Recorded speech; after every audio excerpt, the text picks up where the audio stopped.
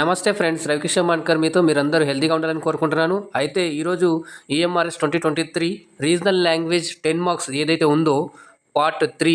So దాని గురించి నేను ఇక్కడ మీకు ఫైనల్ ప్రాక్టీస్ సెట్ అనేది తీసుకొని రావడం జరిగింది.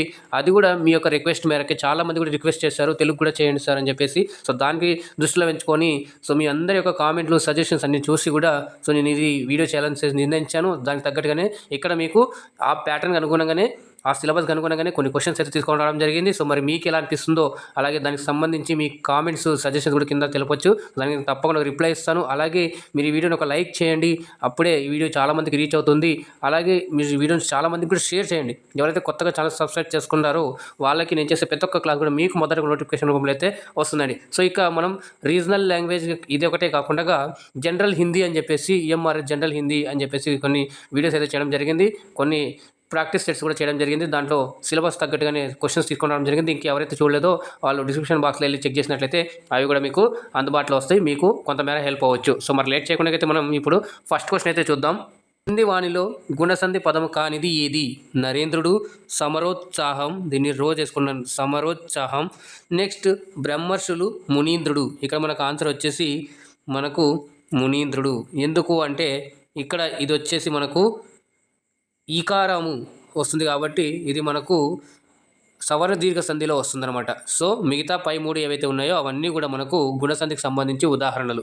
రెండో క్వశ్చన్ చూసుకున్నట్లయితే క్రింది వాణిలో ద్వంద్వ సమాసమునకు చెందినది ఏది? తల్లిదండ్రులు, నవగ్రహాలు, రాజకుమారుడు, ముక్కంటి. ఇక్కడ మన ఆన్సర్ వచ్చేసి చూసుకున్నట్లయితే తల్లిదండ్రులు. ఎందుకు తల్లిదండ్రులు అంటే తల్లిను తండ్రిను ఇద్దరి యొక్క మనకు దీంట్లో వ్యతిరేక పదాలు వస్తాయని చెప్పేసి మనం చెప్పుకున్నాం. అయితే ఇక్కడ నవగ్రహాలు అనేటువంటిది దేనికి వస్తుందంటే మనకు ద్విగు సమాసంకి వస్తుంది. ఏమొస్తుందండి? ద్విగు సమాసం. సో మరి ఇక్కడ రాజకుమారుడు ఏంటంటే చూసుకున్నట్లయితే మనకు తత్పురుష సమాసం వస్తుందండి, తత్పురుష సమాసము. నెక్స్ట్ చూసుకున్నట్లయితే ముక్కంటి, మూడు కన్నుల గలవాడు ఎవరండి? శివుడు. కాబట్టి ఇది మనకు బహురీహి సమాసం కిందికి వస్తుంది. సో నెక్స్ట్ క్వశ్చన్ చూద్దాం. థర్డ్ క్వశ్చన్, పరోపకారం పదానికి సంధి విడదీయండి. పరో ప్లస్ ఉపకారం అవుతుందా? పర ప్లస్ ఉపకారం అవుతుందా? పారో ప్లస్ ఉపకారం అవుతుందా? పరు ప్లస్ ఉపకారం అవుతుందా?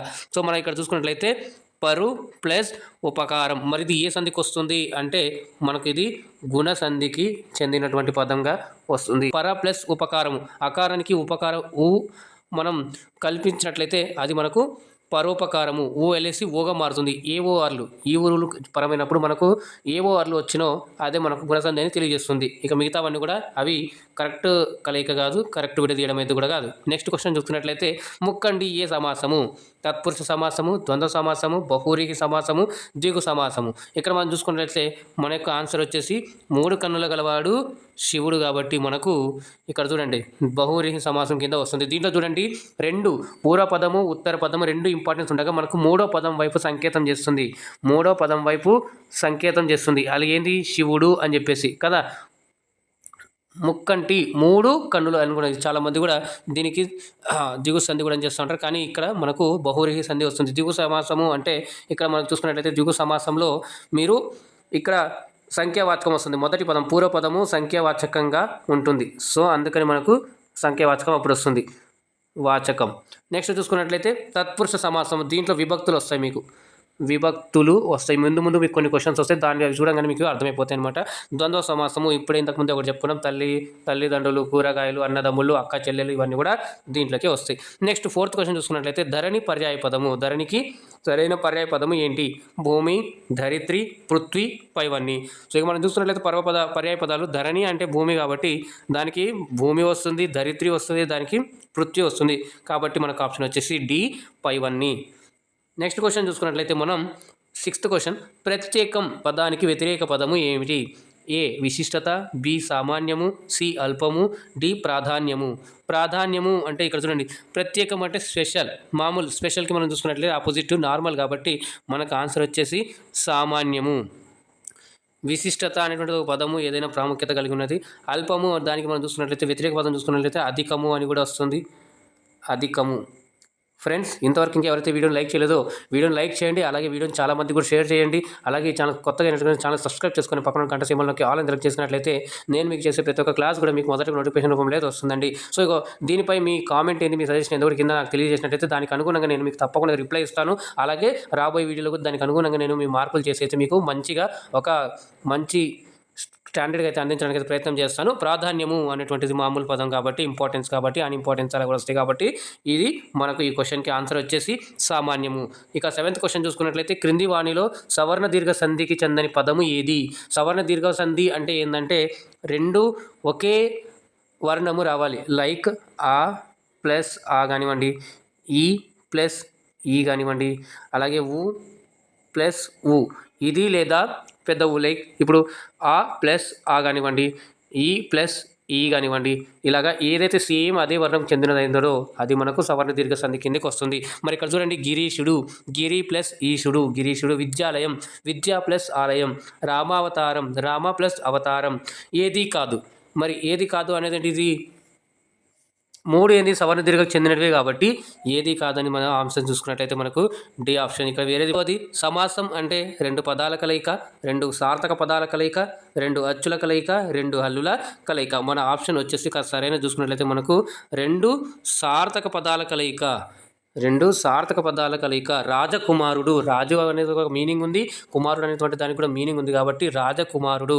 రెండు పదాల కలయిక అంటే సపోజ్ వేరే వేరే పదాలు పెట్టినారనుకోండి, ఏదో అచ్చులల్లు జోడించి ఒక పదాలు పెడితే అది కరెక్ట్ కాదు. కాబట్టి మనకు రెండు సార్థక పదాల కలయికతో మనం సమాసం అని అంటాం. దీనికి ఇంకొక పేరు కూడా వస్తుందండి. సమాసం అంటే సంక్షేపము, సంక్షిప్తము, ఇలాంటివన్నీ కూడా వస్తాయి. మీకు ఇవి వచ్చినా కూడా మీరు చిన్నగా రాసేసుకోవచ్చు. అలాగే మీరు ఆప్షన్ అయితే పెట్టేసుకోవచ్చు. నెక్స్ట్ క్వశ్చన్ చూసుకున్నట్లయితే క్రింది వాణిలో ద్విరుక్త టకార సంధి కానిది ఏది? ద్విరుక్త టకారము అంటే దీంట్లో మీకు పేర్లోనే ఉంది చూడండి. ద్విరుక్త టకార, ద్విరుక్త అంటే ద్వి అంటే మనకు రెండు కింద వస్తుంది కదా, రెండు. టా అంటే టకార అంటే రెండు టకారం ఉంటాయి, టాలు ఉంటాయి అన్నమాట. దీంట్లో మనకు చూడండి, చెప్పినప్పుడే మనకి ఇక్కడ చూసినట్టు ఆప్షన్ చిట్టెలుక, మొట్టమొదట, కుట్టెసురు, ఇప్పుడు. సో దీంట్లో మీకు పై మూడింటిలో మీకు టా టా టా అని వినిపిస్తుంది, కానీ లాస్ట్ దాంట్లో మాత్రం ఇప్పుడు అని ఉంది. కాబట్టి మనకు ఆ క్వశ్చన్ యొక్క ఆన్సర్ వచ్చేసి డి అనమాట. ఇక మనం చూసుకున్నట్లయితే ఈ లాస్ట్ క్వశ్చన్ క్రింది వాణిలో ఆమ్రేడిత సంధి పదం కానిది ఏది? ఆమ్రేడితము అనేది ఇక్కడ మీరు చూసుకున్నట్లయితే ఆప్షన్ ఏ చిట్టడివి, ఆప్షన్ బి అనగనగా, ఆప్షన్ సి అడిగడిగే, ఆప్షన్ డి అక్కడక్కడ. ఇక్కడ చూసుకున్నట్లయితే రెండు పదాలు సేమ్ ఉంటాయి అనమాట. రెండు ఈ ఆమ్రేడిత సంధాల్లో మనం చూసుకున్నట్లయితే రెండు పదాలు మొదటిది ప్లస్ రెండవది సేమ్గా ఉంటాయి. ఇప్పుడు మనం చూడండి, అక్కడక్కడ ఉంది కదా, ప్లస్ అది ఎలా రాస్తామంటే అక్కడ ప్లస్ అక్కడ, అక్కడ ప్లస్ అక్కడ, ఇలాగా అనగనగా, అనగా ప్లస్ అనగా, అడిగే ప్లస్ అడిగే అని.